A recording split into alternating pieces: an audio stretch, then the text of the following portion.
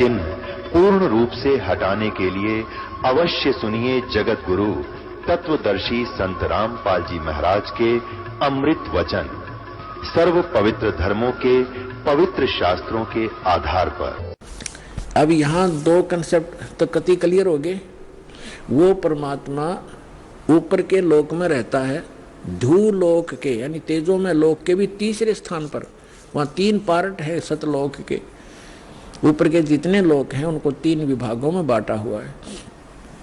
तो उनके सबसे ऊपर के लोक में बैठा हो परमात्मा। और वहां से अब आगे दिखाते हैं, बिजली जैसी गति से आता है, जैसे बिजली 1 सेकंड में पहुंच जाती है, और अच्छी आत्माओं को मिलता है और वो वहां ऊपर रहता है।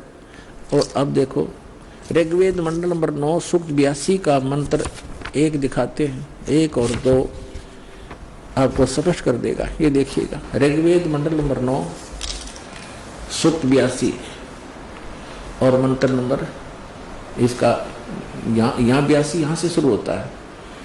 इसका मंत्र 1 है ये रहा। इसमें है कि वो अमर परमात्मा, सो माने सर्वोत्पादक प्रभु, सबकी उत्पत्ति करने वाला परमात्मा, प्रकाश रूप सद्गुणों की वृष्टि करने वाला, पापों का हरण करने वाला। महर्षि दानव कहता भगवान पाप नाश नहीं करता, और वेद कहते हैं पापों का हरण करने वाला, नाश करने वाला है। राजेव, राजा के समान राजेव। ये देखना, हम 269 पृष्ठ पर पढ़ रहे, नितिन हो कहेंगे दूसरा पृष्ठ बदल गया होगा। अब 270 पर दिखाते हैं। अब ये 270 राजा के, तो उधर पढ़ गया समान, राजा के समान दर्शनीय है, दसम देखण योगा है, राजा के समान है देखने में। पृथ्वी आदि लोक लोकांतरों के चारों ओर शब्दमान हो रहा है। वह है वर्णीय पुरुष को, अच्छे आत्मा, अच्छे भगत को, अच्छे व्यक्ति को, जो दृढ़ भक्त है, जो पक्के भक्त है, उनको पवित्र करता हुआ प्राप्त होता है, उनको मिलता है।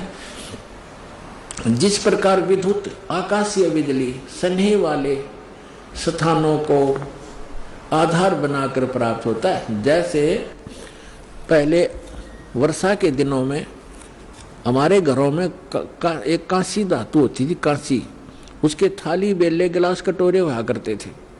और हमारी दादी जी कहा करती थी हमारी माताओं से, चाची ताइयों से, कि बाहर जो थाली रखी होती, बेले रखे होते कांसी के, कहा करती इनको अंदर रखो, क्योंकि कांसी की धातु पर, थाली पर बिजली गिर जाती आकाश की, क्योंकि उसका अट्रैक्शन होता है। तो यहाँ यही कह रहा है, कहा है, वेद बता रहे हैं कि वो परमात्मा अपने उन पुण्य आत्माओं को ऐसे आधार बनाकर प्राप्त होता है, उसका अट्रैक्शन होता है उन अच्छी आत्माओं, दृढ़ भक्तों में। जिस प्रकार आकाशीय बिजली धातु विशेष पर अट्रैक्ट होकर उसी पर आधार बनाकर आती है। बता के कसर छोड़ दी, क्या कमी छोड़ दी वेद ने बताने में। अब आगे देखो, ऋग्वेद मंडल नंबर 9 सूक्त 82 का मंत्र नंबर 1 आपने पढ़ लिया। अब दो में क्या बताया है, किस लिए आता है वो।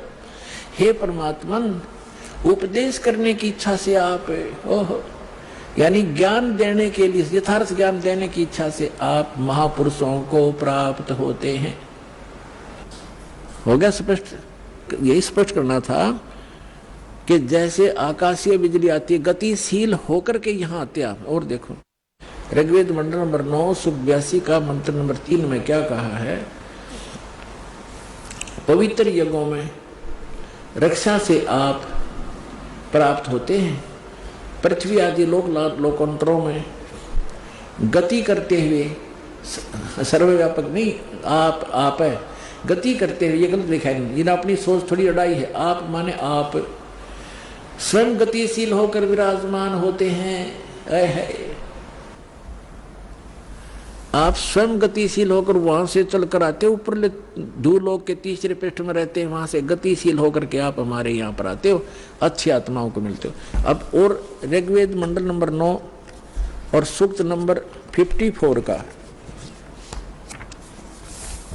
मंत्र नंबर 3 दिखाते हैं, देखिएगा। ऋग्वेद मंडल नंबर 9 सूक्त 54 का और मंत्र नंबर 3, इसमें लिखा है कि सूर्य के समान जगत प्रेरक वह, यह परमात्मा सोम स्वभाव वाला और जगत प्रकाशक है, और सब लोकों को पवित्र करता हुआ भुवनो ऊपरी तिष्ठति, भुवनो ऊपरी तिष्ठति, संपूर्ण ब्रह्मांडों के ऊर्ध्व भाग, ऊपर के भाग में भी नहीं, वहां वर्तमान है, वहां रहता, भी तो इसमें आता ही नहीं, वहां रहता है। अपने आत्माओं, ऋग्वेद मंडल नंबर 9 सूक्त 20 और मंत्र नंबर 1 में क्या बताया है? ऋग्वेद मंडल नंबर 9 सूक्त 20 मंत्र 1 में, यो 20 मंत्र 1 में वह परमात्मा, यह लिखना कबीर देव, ये कवि नहीं, ये कबीर देव, ये ऊपर लिखा कबीर देव, इस रे को इन्होंने यहाँ कबीर लिखना था, कबीर देव, वो कबीर परमेश्वर मेधावी, यहाँ लिखना कबीर परमेश्वर है, वह परमात्मा कबीर देव है, कबीर परमात्मा वह कबीर देव है जो सबका रक्षक है, विद्वानों की तृप्ति के लिए ज्ञान को देता है, यानी वही आकर के ऐसा ज्ञान देता जिससे बुद्धिमान लोग तृप्त होते हैं, संतुष्ट होते हैं, और सहनशील है, संपूर्ण दुष्टों को संग्रामों में यानी ज्ञान के युद्ध में तिरस्कृत करता है, सबको पराजित कर देता है अपने तत्व ज्ञान से। अब आज इतना ही इन सदग्रंथों से हमने लेना था। अब दास सुनाएगा एक आज का जो सत्संग सुनाना चाह रहा था दास, अब शुरू कर रहा हूं उसको, लेकिन समय थोड़ा है इसलिए संक्षिप्त में बताऊंगा। अब 2 प्रकार से मानव शरीर प्राप्त होता है, और दूसरा ये था कि सत्संग केवल परमात्मा ही आकर बताते हैं, यथार्थ ज्ञान स्वयं भगवान बताते हैं। तो वो परमात्मा 600 वर्ष पहले आए थे, उन्होंने यथार्थ ज्ञान दिया, वो अच्छी आत्माओं को मिलते हैं और उनको फिर यथार्थ ज्ञान से परिचित कराते हैं। उसके लिए परमेश्वर ने स्वयं कहा है, चारों युग में मेरे संत पुकारे, कूक कहा हम हेल रे, हीरे माणक मोती बरसे, ये जग चुगता ढेल रे। चारों युग में मेरे संतों ने आवाज लगा लगा कर, हेला देकर, आवाज ऊंचे स्वर में गूंज गूंज कर बोला है, और हमने भी चारों युग में मेरे संत पुकारे, मेरे संत जो मुझसे परिचित हुए, और कूक कहा हम हेल रे, हमने सब जगह आवाज लगा लगा कर ढोल के डंके पर कहा कि तुम साधना गलत कर रहे हो, तुम अपने ग्रंथों से परिचित नहीं हो बच्चों, हम जो ज्ञान दे रहे हैं ये मोक्षदायक है, तुम्हारा पाप नाश करेगा, तुम्हें सुख देगा। तो जो यथार्थ भक्ति मार्ग रूपी हीरे मोती लाल वो तुमने स्वीकार नहीं किए, और आन उपासना शास्त्र विधि त्याग कर मनमानी पूजा करके वो कंकर पत्थर इकट्ठे कर लिए जो जिनकी कोई कीमत आगे नहीं मिलनी आपको। तो यहाँ बताते हैं, चारों युग में संत पुकारे, कूक कहा हम हेल रे, और ये सत साधना मोक्षदायक ज्ञान और भक्ति रूपी हीरे माणक मोती बरसें, ये जग चुगता ढेल रे। हमरा ज्ञान किन्हें ना सुनिया, और पर भी लेन जात है दुनिया। हमारा ज्ञान कोई सुनता नहीं, और वहाँ पर भी में नहाने जाते हैं उस तालाब में जहाँ इन शास्त्र विरुद्ध ज्ञान देने वाले साधकों ने, संतों ने मिसगाइड किया हुआ है। वहाँ कुंभ का मेला लगेगा, उस तालाब में नहाने से मोक्ष हो जाएगा। आपके से पहले तो कछुए मच्छी और वो उसके अंदर मछलियाँ मेंढक रहते हैं, वही मुक्त हो जाते हैं, आपसे पहले उसके अंदर ही पड़े हैं वो।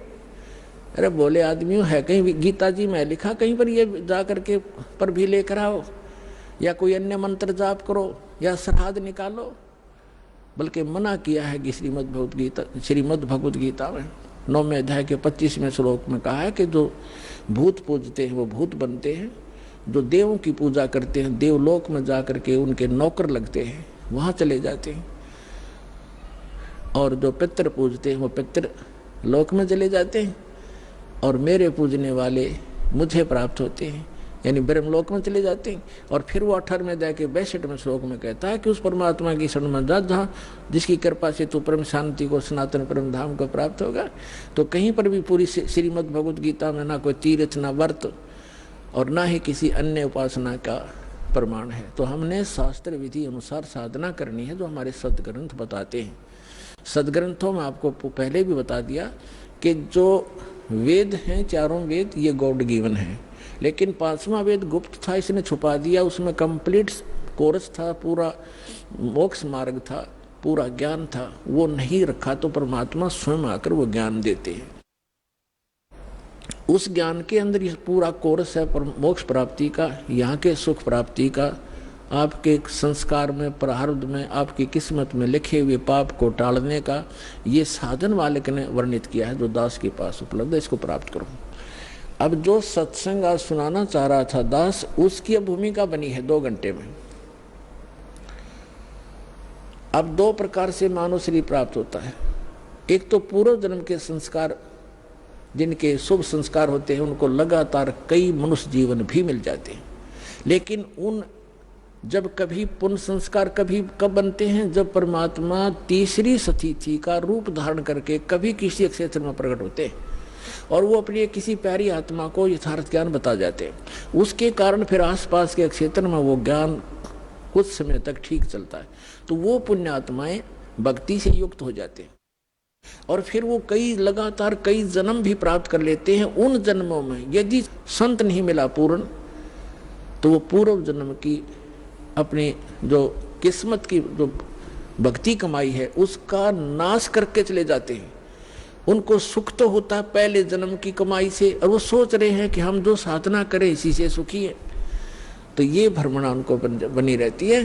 तो जितने आज दास देख रहा है, राधा स्वामी, धन धन सतगुरु, जय गुरुदेव, आसाराम, सुधांशु जी, ये जितने भी कृपालो, ये क्या नाम है, कुमार स्वामी, जो 10-10, 15-15, 20-20, 30-30, 40-40 वर्ष से इनके पास रहे, जब तक इनके पुण्य पुछले पूर्व जन्म के चले तो ये सुखी नजर आवे थे, साधना वो गलत कर ही रहे थे। अब उनकी ऐसी दुर्गति हो रही है, रो रो कर आ रहे हैं। ये सतपाल जी के पुजारी और ये बालयोगेश्वर के पुजारी, अंसा देश वाले, अब ये रोते हैं आकर के।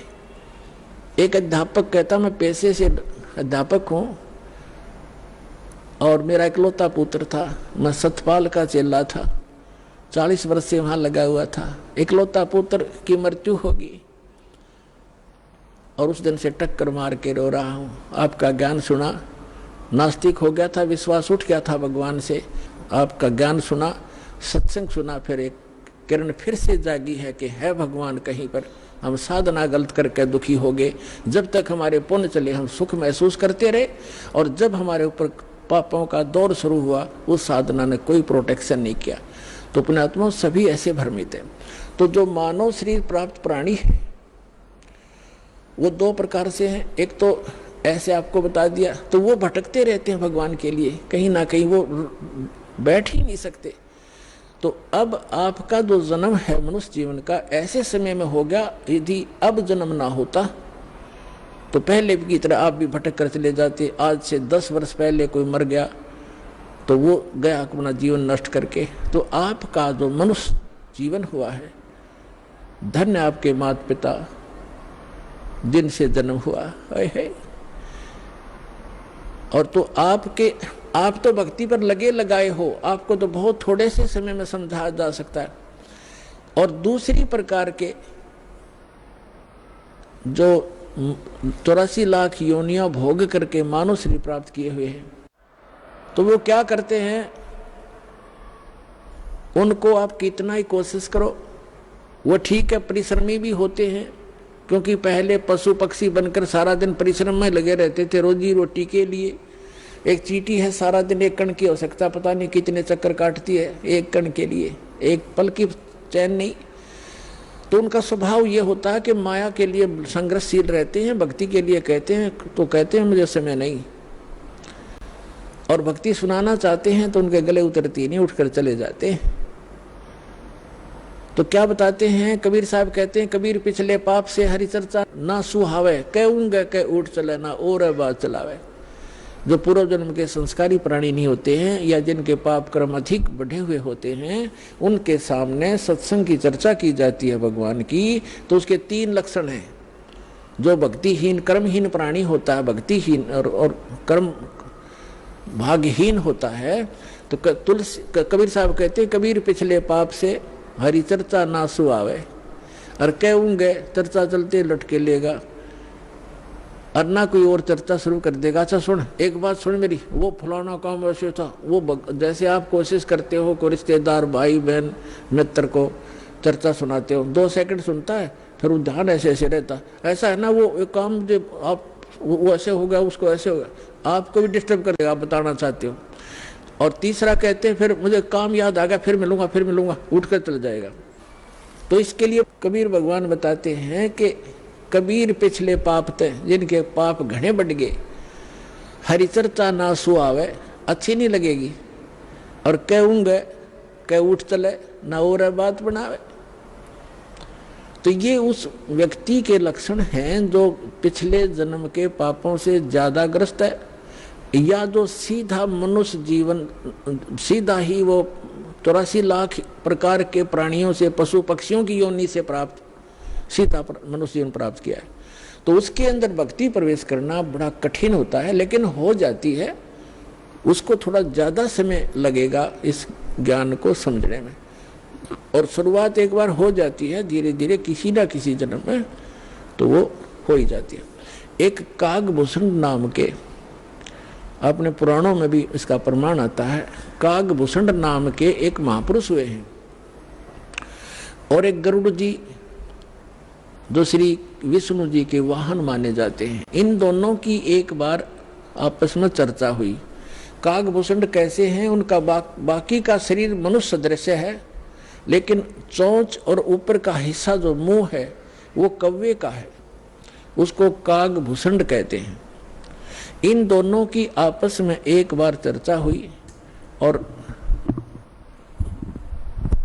कागभूषण से गरुड़ जी ने पूछा कि हे भूषण जी, आपके पास बैठने से मुझे बहुत शांति मिलती है, आपने ये जो भक्ति विधि और ये अमरत्व, क्योंकि कागभूषण जी की काफी लंबी आयु हो गई है, काफी प्रलय उसके सामने हो चुकी हैं, अभी भी वो विद्यमान है।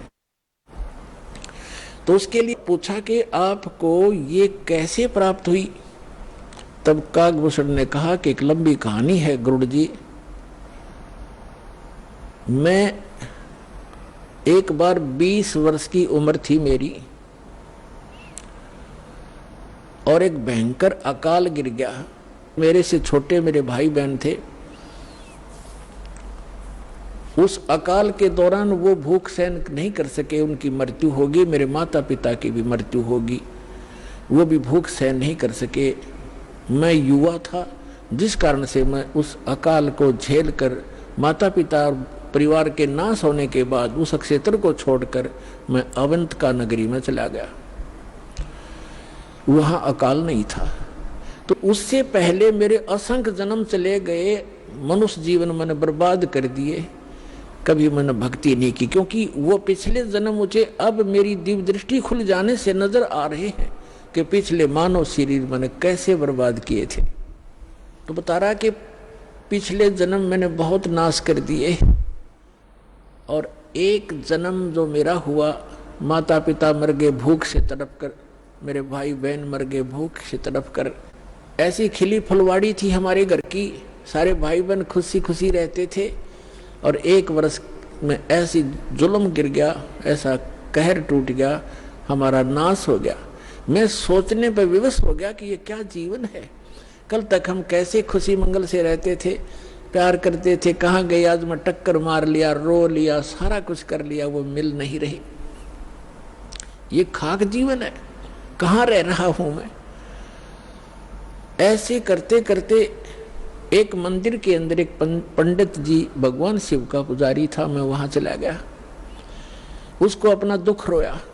दयालु था ब्राह्मण, मुझे सीने से लगा और कहा, बेटा यहाँ तो ऐसे ही कहर गिरते हैं, आप भक्ति कर लो, स्वर्ग में चले जाओगे, वहां दुख नहीं है। ब्राह्मण को ज्ञान स्वर्ग तक का ही था, और कहा बेटा तुम दीक्षा ले, दीक्षा गुरु बनाए बगैर मोक्ष नहीं होता। अब काकभूषण बता रहा है कि मेरे इतने पाप थे पापी के, पिछले जन्म जन्म के कभी भक्ति शुरू नहीं करी थी। मेरे अंदर भक्ति प्रवेश करने में 6 महीने लग गए, लगातार संत के साथ रहने में। अब 6 महीने तक मैं मंदिर में रहा, रोज उनकी कथा सुनता, वचन सुनता, पर नाम लेने की इच्छा कभी मैंने व्यक्त नहीं की। गुरुजी कहते महात्मा जी के बेटा दीक्षा ले ले, मैं कान्ना पे कह टाल जाता, ना हाँ कहता ना कहता। और दीक्षा उसी को प्रफुल्लित होती है जो सब इच्छा से अपनी लगन से प्राप्त करता है। जबरदस्ती दिया हुआ ज्ञान नाम काम नहीं करता है। तो उस पंडित जी ने इसलिए उसको जोर नहीं दिया। 6 महीने के बाद कहता लगातार सत्संग सुनने के बाद मुझ पापी के कुछ पाप नरम हुए और तब मैंने दीक्षा प्राप्त की।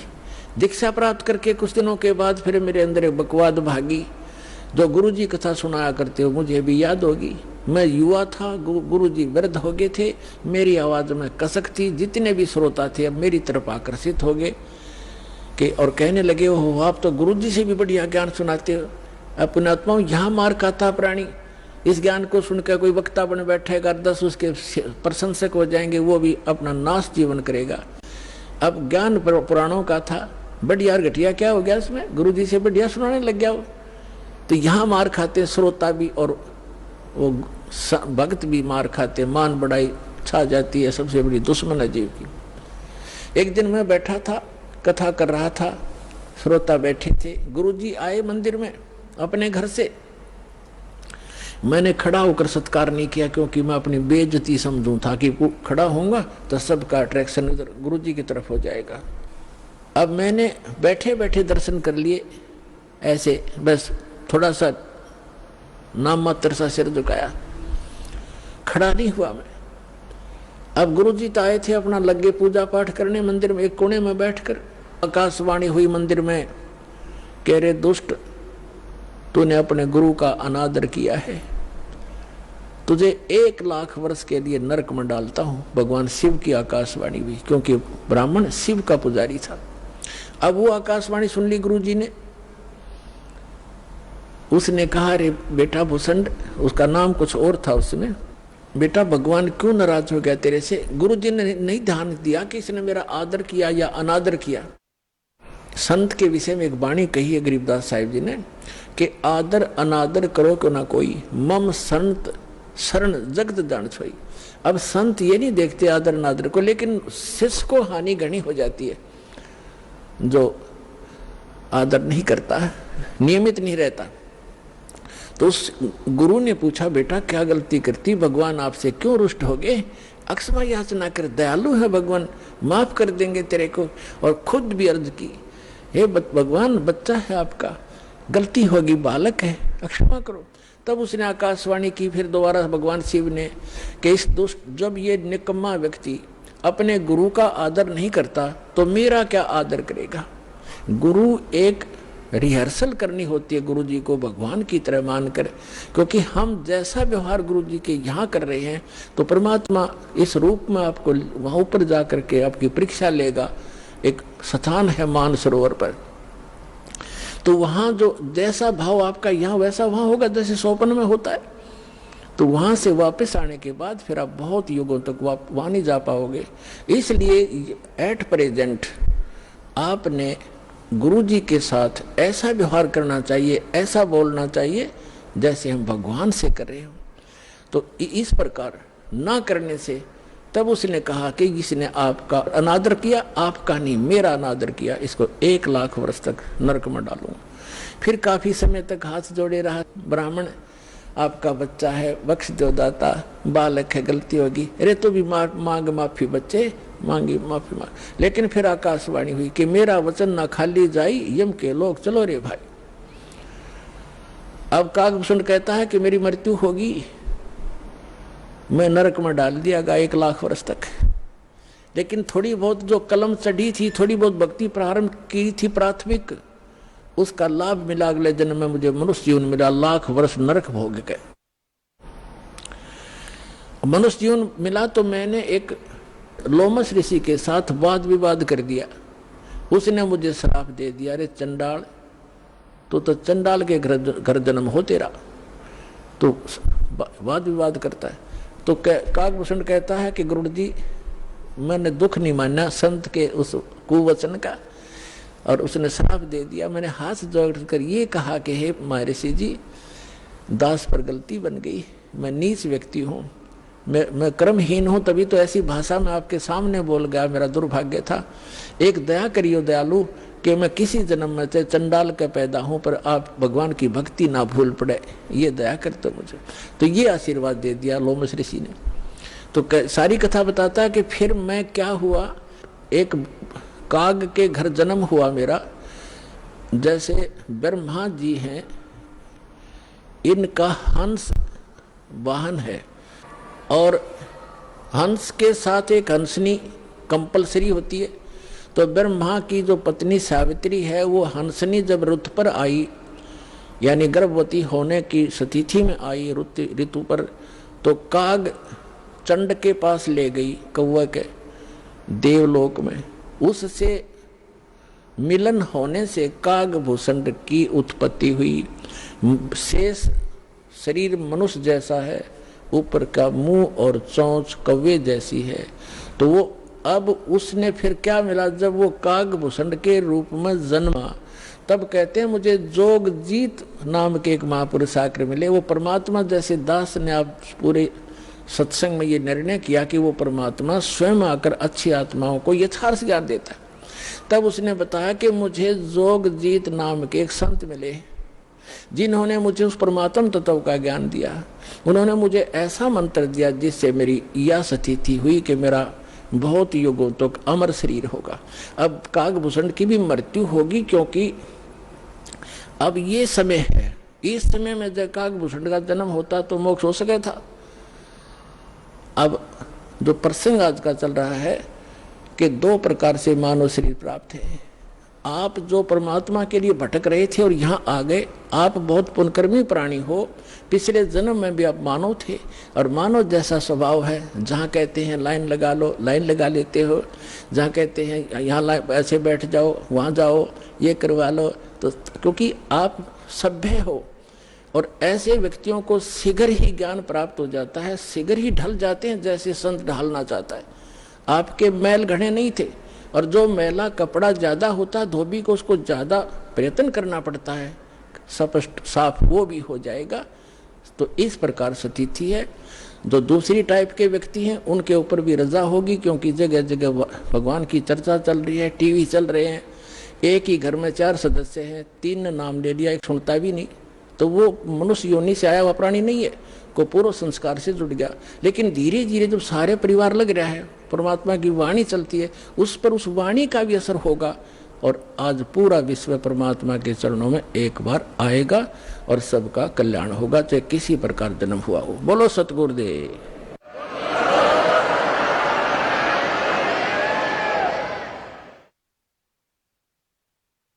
परम पिता परमात्मा परमेश्वर, हमारे पिता, सबके जनक, सर्व उत्पादक परमात्मा प्रभु कबीर साहब जी, कबीर जी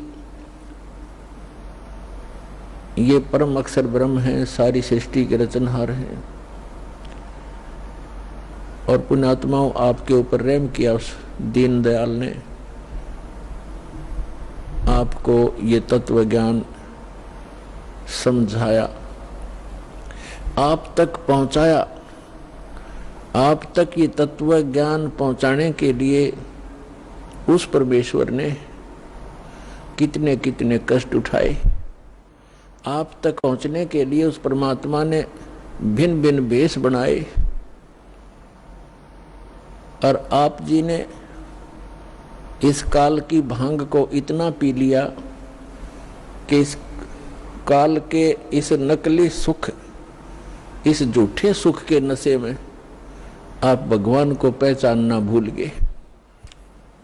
परमेश्वर कहते हैं, मैं रोवत हूँ सृष्टि को, सृष्टि रोवे मोहे, गरीबदास इस वियोग को समझ न सकता कोई।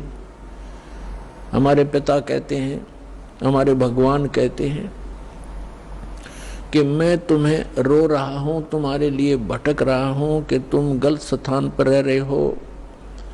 यहाँ कोई जीव सुखी नहीं, या सुख नाम की वस्तु नहीं। और आप यहाँ सुख खोज रहे हो और सुख देने वाले उस भगवान की खोज कर रहे हो, उसके लिए रो रहे हो, तड़फ रहे हो। मैं तुम्हारे लिए रो रहा हूं कि मैं हूं वो परमात्मा, मैं तुम्हारा जनक हूं, मैं तुम्हारा पिता हूं। आप जी ने ये गलती की जिस कारण से आप इस काल कसाई के यहाँ फंस गए हो। किसी का बेटा मार रहा है, किसी की बेटी मार दी, कोई किसी का जमाई मर गया, किसी के कैंसर होगी, किसी की टांग कट गई, किसी को कैंसर है, कोई कोड से भुगत रहा है। और शेष बचे हुए ये सोचते हैं कि हम ठीक हैं। यदि आप रोग रहित हैं, कल मृत्यु होगी, फिर गधे बन जाओगे, तो क्या खाक ठीक हो आप? इसलिए परमात्मा याद दिलाते हैं, कबीर ये माया अटपटी, सब गट आन अड़ी, किस किस को समझाऊं या कुएं भांग पड़ी। परमात्मा कहते हैं किस किस को समझाऊं। इस काल भगवान ने इस नकली सुख की एक कुएं के अंदर जैसे 1, 2, 3 क्विंटल भांग घोल कर डाल दे कोई, उस कुएं का जल चाहे 1000 व्यक्ति पी ले, और पीने के उपरांत उनकी एक जैसी गतिविधि, एक जैसी भाषा, एक जैसी चाल हो जाती है।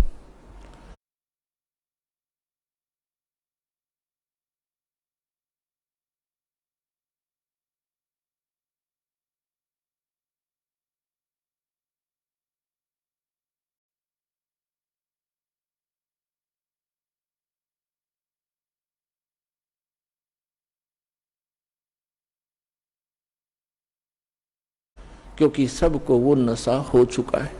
तो इस काल भगवान ने इस त्रिगुणमयी माया की इतनी मात्रा डाल रखी है आपके अंदर कि आपको इतना नशा हो गया इसका।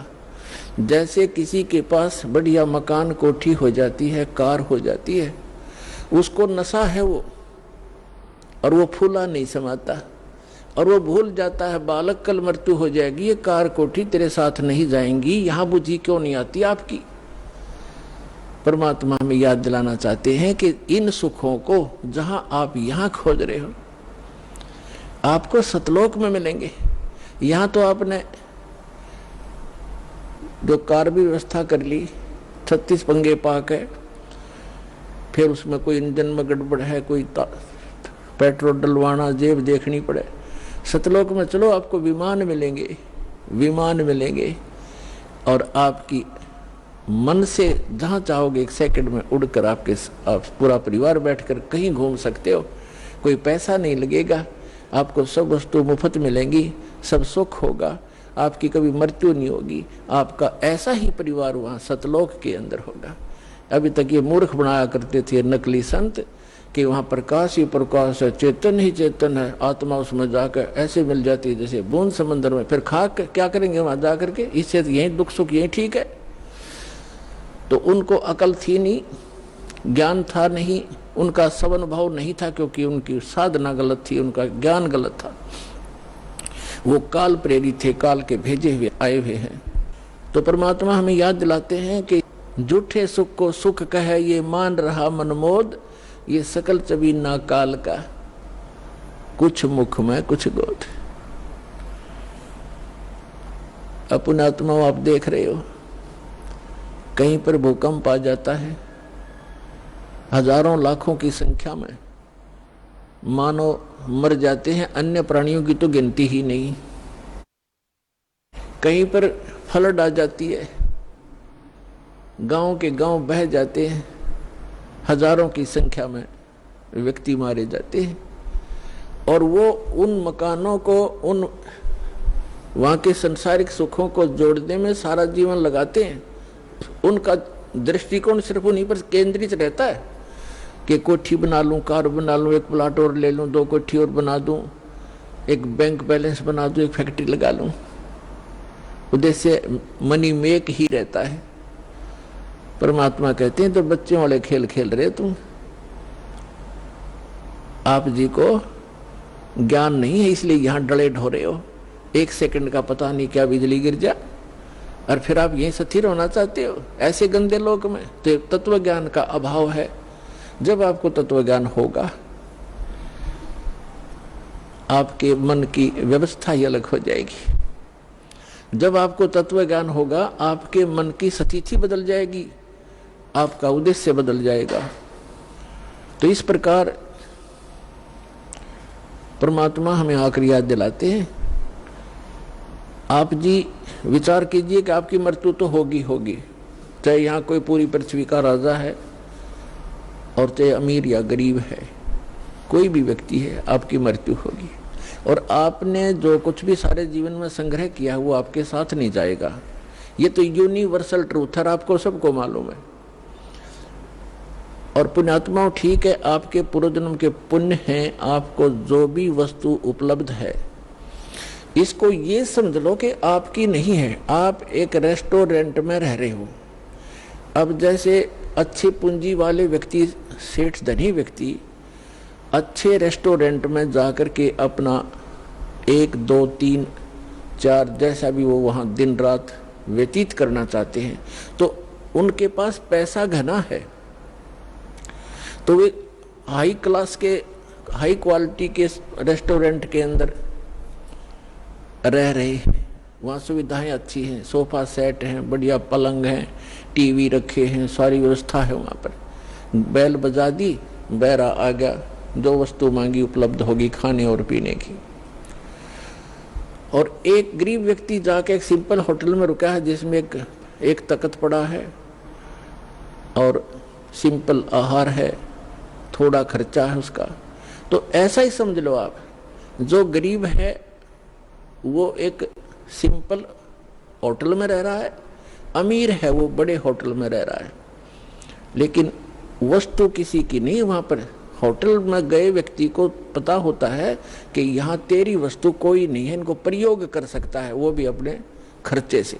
तो इस काल भगवान का ये होटल है फॉर एग्जाम्पल। और इसमें आपके पुण्यों के कारण आप सुविधा जो आपको है वो आपके पूर्वजन्म की पूंजी से है, जेब आपकी ही खर्च हो रही है। जो सुविधाएं आपको उपलब्ध हैं आपके पुण्य क्षीण हो रही है। और गरीब व्यक्ति है वो समझ ले सिंपल होटल में रह रहा है, कोई झोपड़ी में है चाहे सिंपल मकान में रह रहा है, तो वो भी एक होटल में ही है। एक दिन दोनों ने ही जाना है और दोनों ने वो सब वस्तुएं यही छोड़ जाना है। अब जाना कहाँ है? स्वदेश को जाना है। होटल में व्यक्ति वही रहता है जो विदेश गया हुआ है, अपने घर से बाहर है। आज तक आपको यही नहीं मालूम कि हम इस होटल को छोड़कर प्रस्थान कहाँ करेंगे। आपको तो जबरदस्ती जब आपकी पूंजी समाप्त हो जाती है, आपका समय समाप्त हो जाता है, उस होटल से पकड़ कर बाहर फेंक दिया जाता है सड़क पे, आप कहीं जाओ। जब हम घर से बाहर चलते हैं वैसे किसी काम कार्यवश, तो जाने से पहले हम वहाँ कहाँ रुकेंगे, रात्रि हम कैसे व्यतीत करेंगे, उसकी व्यवस्था पहले करके जाते। और संसार छोड़ के जाने वाला व्यक्ति कभी सोचता भी नहीं कि मृत्यु के बाद मैं कहाँ जाऊंगा। तो वो ज्ञान अब आपको प्राप्त हो रहा है कि आप ये साधना करोगे और आप इन होटलों में रहो जैसे जिसकी व्यवस्था है। ठीक है, धनी है अपने उस सुविधा को प्राप्त करो, निर्धन है अपने उन मकानों में गुजर करो। और दोनों ही 2 रोटी खाते हैं, एक गरीब भी और सेठ भी। और एक चारपाई पर ही सोते हैं, 3-3 4-4 पर सेठ नहीं सो सकता। एक कोने में चाहे 10 कक्ष की कोठी हो, एक कक्ष के एक कमरे में एक तख्त 3.5 बाई। परमात्मा कहते हैं क्या चढ़ावा मेंढिया और लंबी भीत उसार, गरता 3.5 हाथ गणाता 4.25। यानी आपको लेटने के लिए अपने हाथ, ये हाथ होता है इतना, प्रत्येक का शरीर अपने।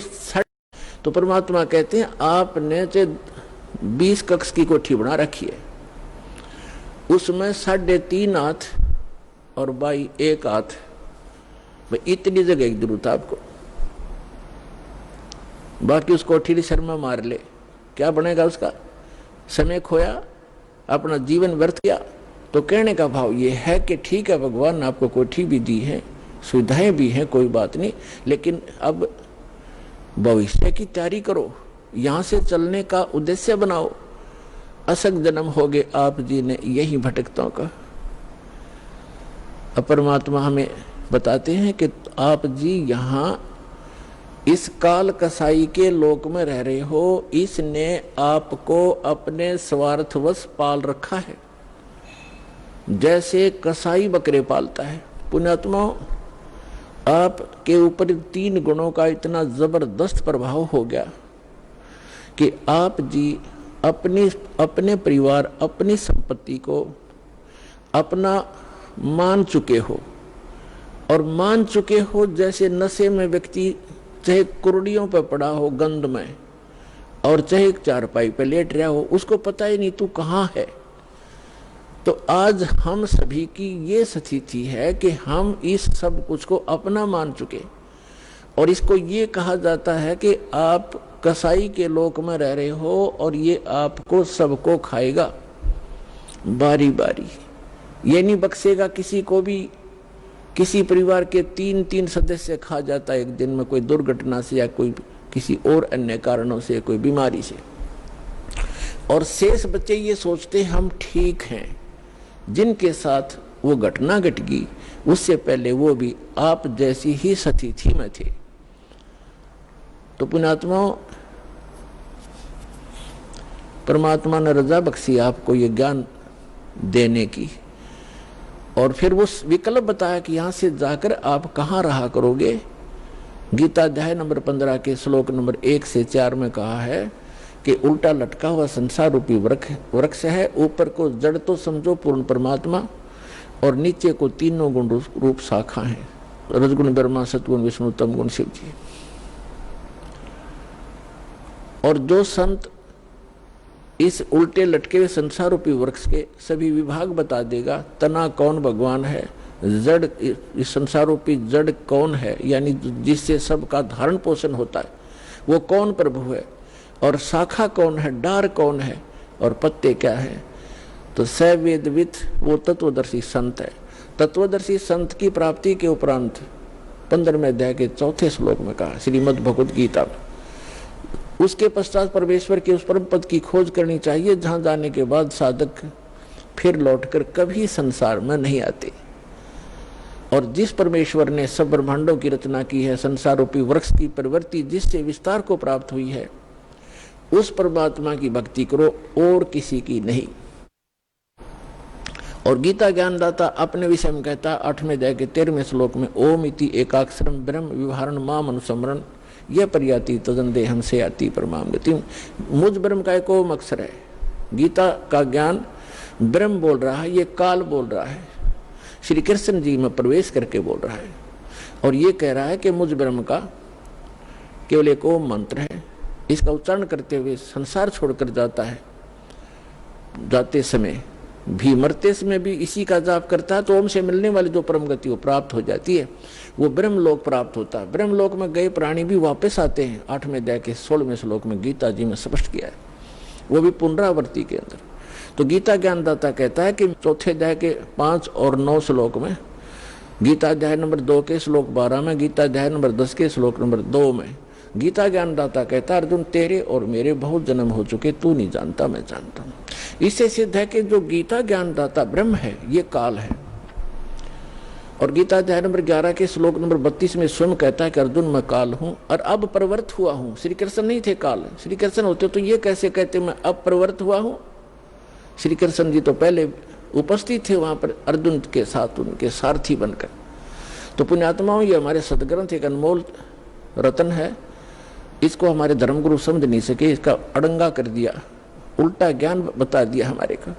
श्री कृष्ण जी को सुप्रीम पावर बता दिया, जबकि श्री कृष्ण जी तो एक ब्रह्मांड में एक सतोगुण विभाग के मंत्री समझो, और इनका पिता काल एक ब्रह्मांड में मुख्यमंत्री समझो, और ओवरऑल कंट्रोलर सभी ब्रह्मांडों का वो प्रधानमंत्री समझो, वो परम अक्षर ब्रह्म समझो,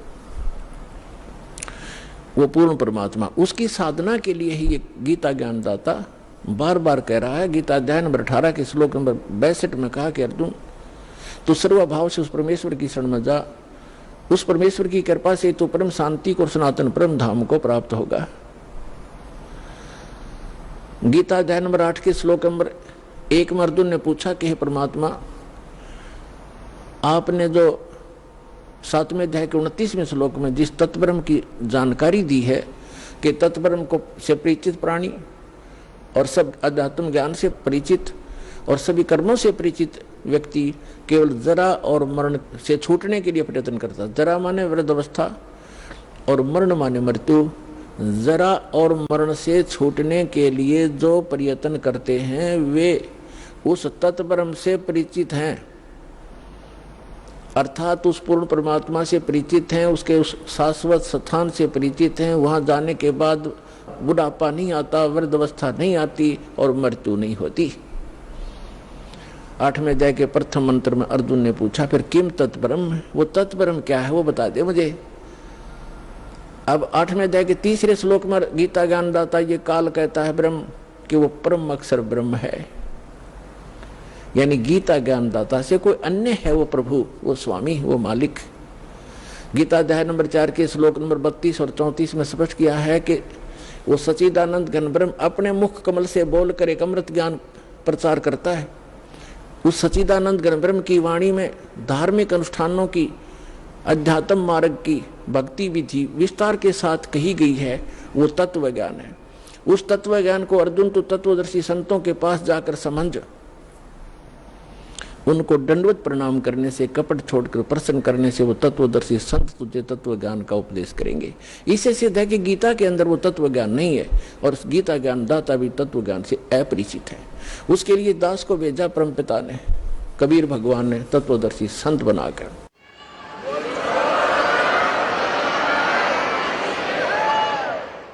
आइए अब हम उन श्रद्धालुओं के अनुभव जानते हैं जो जगत गुरु तत्वदर्शी संत रामपाल जी महाराज जी से दीक्षा प्राप्त कर चुके हैं तथा उनके द्वारा बताए गए भक्ति मार्ग पर चल रहे हैं। बहन जी नमस्कार। नमस्कार सर जी। क्या नाम है आपका? दमयंती है मेरा नाम। बहन जी कहाँ से आए हैं आप? मैं डेराबस्सी डिस्ट्रिक्ट मोहाली पंजाब से आई हूँ। संत रामपाल जी महाराज से कब जुड़े? मैं 24 अगस्त 2014 को परमात्मा की शरण में गई रामपाल जी महाराज की। उससे पहले आप क्या साधना करते थे? उससे पहले सर जी हम पितर पूजा करते थे और देवी देवताओं की पूजा करते थे। मेरे भगत जी हैं अब तो जो, वो शिव जी की बहुत पूजा करते थे। क्या लाभ मिला आपको उन साधनाओं को करने से? उन साधनाओं के करने से हमें लाभ तो पता ही नहीं था लाभ क्या होते हैं, मगर हम बीमार भी बहुत रहते थे उनको करते करते, और हमारे पास पैसे की भी तंगी थी। संत रामपाल जी महाराज जी की शरण में कैसे आई? भगत जी एक प्राइवेट जॉब करते हैं फैक्ट्री में, तो उनकी फैक्ट्री में एक भगत जी आते हैं।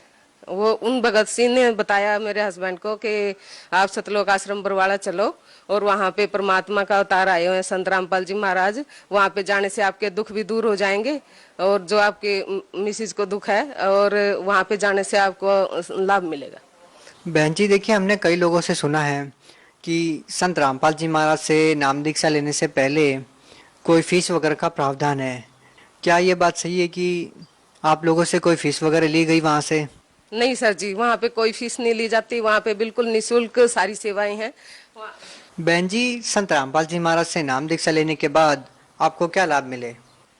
वहाँ पे जाने के बाद, संत जी रामपाल जी महाराज की शरण में जाने के बाद मेरे को बहुत बड़ा लाभ मिला, क्योंकि मुझे बहुत बड़ी बीमारी थी। पहले मुझे ऐसी बीमारी थी, मैं बहुत डॉक्टरों के पास घूम लिए थे हम। अम्बाड़ा में एक डॉक्टर है, डॉक्टर रवि गर्ग, वो बहुत महंगे इलाज करते हैं, और उनके पास मैंने 2-2.5 साल इलाज करवाया तो मुझे कोई लाभ नहीं हुआ। परमात्मा की शरण के, रामपाल जी की शरण में जाने के बाद हमें वहां से आराम मिला उस मेरी बीमारी में। क्या बीमारी थी आपको? मुझे बहुत बड़ी बड़ी हिचकियां आती थी और वो पड़ोस के घरों में सुनती थी, तब वो प्रॉब्लम होती थी मुझे, तो उसमें ऐसे होता था मेरा मुंह सूज जाता था, कई दिन मेरे से बेड बिस्तर से उठा नहीं जाता था। क्या आपको जो समस्याएं थी, जो आपको बीमारी थी, क्या आपने किसी डॉक्टर को दिखाई थी पहले? हाँ जी, वो डॉक्टर रवि गर्ग से मेरा इलाज चला था 2-2.5 साल। तो उनसे ठीक नहीं हुई? नहीं, उनसे कोई आराम नहीं मिला मुझे। संत रामपाल जी महाराज की शरण में आने के बाद कैसे ठीक हो गई?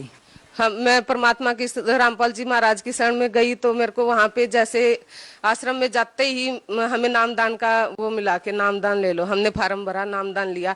नामदान लेने के बाद हमने भंडारा किया। मेरे को एकदम वहां पे खीर का भंडारा था उस दिन। मेरे को ऐसे हुआ जैसे अंदर से ना बहुत प्रॉब्लम थी मुझे कि ऐसे कोई निकाल रहा है उस चीज को पकड़ के। तो ऐसे करते हुए बहुत ज्यादा वहीं पे मेरी तबीयत खराब हो गई और हम घर आए तो 15 दिन तक मैं बिस्तर से नहीं उठी। तो परमात्मा ने 8 सितंबर की रात को मेरे साथ परमात्मा ने काल आया मुझे लेने।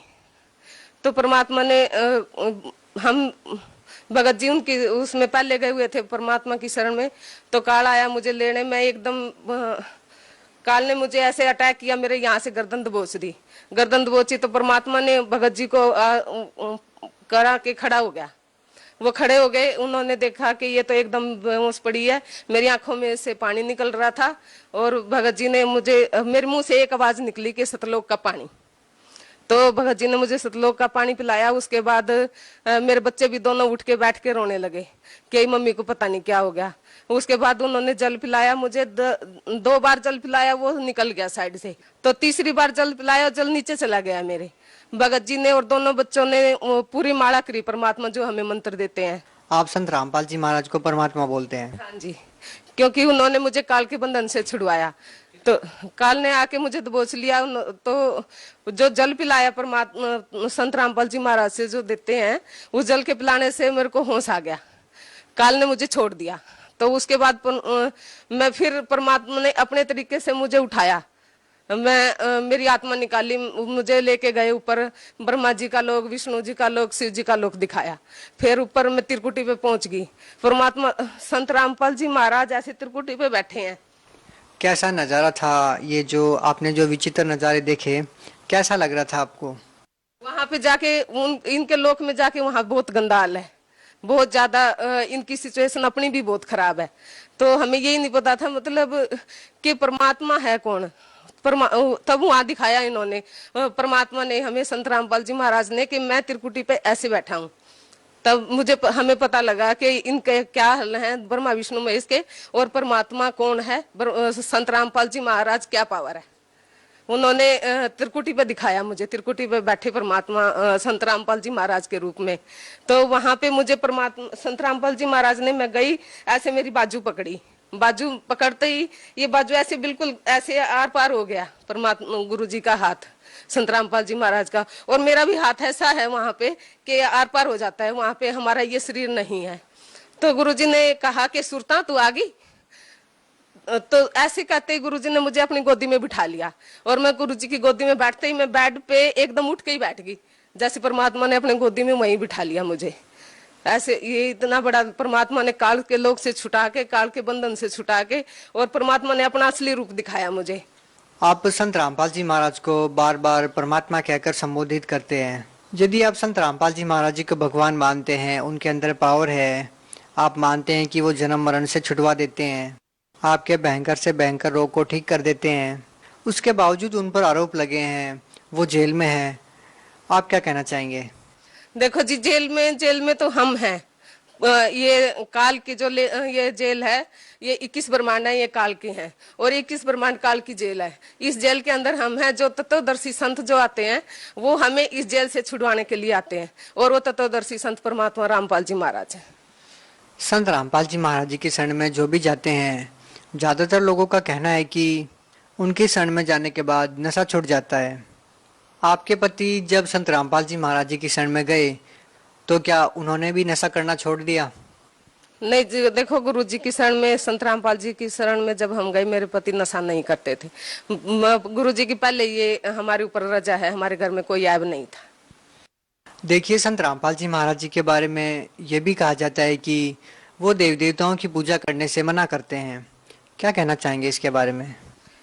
सतगुरुदेव रामपाल जी महाराज देवी देवताओं की पूजा करने से मना नहीं करते, बल्कि वो हमें अपने शास्त्रों के अनुसार असली पूजा की विधि बताते हैं, असली हमें ज्ञान देते हैं कि ये पूजा ऐसे नहीं करनी, ऐसे करनी है। वो छुड़वाते नहीं है। देखिए, आप एक महिलाएं हैं, निश्चित तौर पे आपने संत रामपाल जी महाराज से नाम दीक्षा लेने से पहले व्रत किए होंगे, आपने भी पितर पूजाएं की होंगी। अब आप शायद पितर पूजा व्रत नहीं करते, क्यों, आखिर क्या कारण है? देखो सर जी, हमने पितर पूजा बहुत की और 23-24 साल तक हम शाकुंभरी माता है एक त्रिलोकपुर में हमारी कुलदेवी है, तो वहां भी हम बहुत जाते रहे। उसके बावजूद भी मेरे पति को भी इतनी बड़ी बीमारी थी, उनको भी ऐसे लगता था जैसे कोई मेरे प्राण निकाल देगा अभी, और मेरे को भी ये इतनी बड़ी बीमारी थी जिसका हमें इलाज नहीं मिला। हम बहुत भटके, तो हमें संत रामपाल जी महाराज की शरण में आने के बाद ये इलाज मिला, तो हम व्रत और पितर पूजा क्यों करें। क्या आप हिसार में, जहाँ संत रामपाल जी महाराज जेल में भी बंद है, क्या आप वहाँ जाते हैं? हाँ जी जाते हैं, भगत जी भी जाते हैं, हम भी जाते हैं। आप क्यों जाते हैं हिसार में? क्योंकि हमें पता है कि पूर्ण परमात्मा हमारे संत रामपाल जी महाराज है, हमारा विश्वास है। क्या बरवाला की इतनी बड़ी घटना के बाद, संत रामपाल जी महाराज पर इतने सारे आरोप लगने के बाद भी आपकी संत रामपाल जी महाराज जी में आस्था है? हाँ जी, बहुत ज्यादा आस्था है हमारी संत रामपाल जी महाराज में, और आगे भी रहेगी, क्योंकि वो हमारे शास्त्रों के अनुसार भक्ति देते हैं। संत रामपाल जी महाराज पर जो आरोप लगे हैं उनके बारे में क्या कहना चाहेंगे? वो हम यही कहना चाहेंगे कि अगर हम आरोपी हैं तो हम बार बार ये प्रार्थना करते हैं प्रशासन से कि सीबीआई जांच हो, प्रशासन सीबीआई जांच करे और ये निर्णय मिले कि दोषी कौन है। यदि संत रामपाल जी महाराज पर जो आरोप लगे हैं वो निराधार हैं और आप 1 साल से ज्यादा समय से दिल्ली के जंतर मंतर पर धरना देके बैठे हैं, तो आप लोगों की सरकार से क्या मांग है?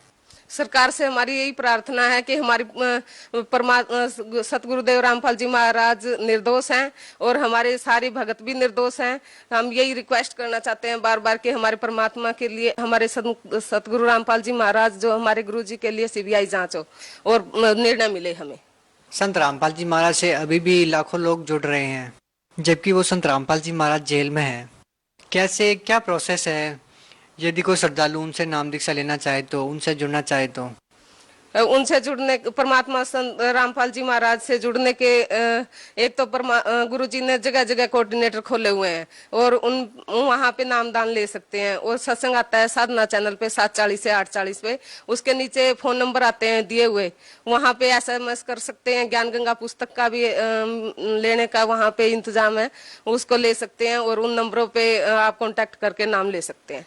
देखिए, आप पंजाब से बिलोंग करते हैं और आपने हरियाणा के संत रामपाल जी महाराज से नाम दीक्षा ली। आप जबकि संत रामपाल जी महाराज तो जेल में है, क्या आपको लगता है कि जो संत जिनके लाखों की तादाद में फॉलोअर्स हैं उनसे नाम दीक्षा ले लेनी चाहिए, क्योंकि संत रामपाल जी महाराज जी तो जेल में है?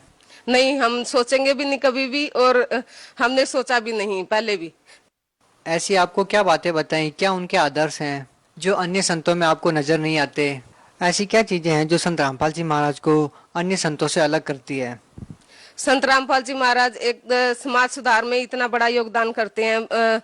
जो भगत, जो भाई इतने बीड़ी गुटखे पान शराब तम्बाकू खाते हैं, वो संत रामपाल जी महाराज की शरण में जाने से छूट जाते हैं।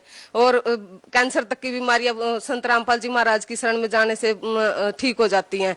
और परमात्मा संत रामपाल जी महाराज शास्त्रों के अनुसार हमें भक्ति बताते हैं, गीता वेद पुराण इनके अनुसार भक्ति बताते हैं। तो वो हम देखते हैं, गुरु जी हमें ऐसे टीवी पे ऐसे अक्सर दिखा दिखा के बताते हैं। और पढ़ा लिखा समाज है, हम पहले हमें शास्त्रों के बारे में पता नहीं था। सतगुरु रामपाल जी महाराज की शरण में आने के बाद हमें सारे शास्त्र पढ़ने आ गए, उनके परमात्मा ने मीनिंग बताए हमें वो पता लगा कि शास्त्र क्या है और हम आज तक क्या कर रहे थे। तो संत रामपाल जी महाराज ने हमें असली विधि बताई परमात्मा को पाने की। भगत समाज को क्या संदेश देना चाहते हैं? भगत समाज से मेरी प्रार्थना यही है कि संत रामपाल जी महाराज की शरण में आओ और अपने दुख दूर करवाओ, अपना जन्म मरण का सबसे बड़ा जो रोग है उससे मुक्ति पाओ। जी धन्यवाद। सत साहिब।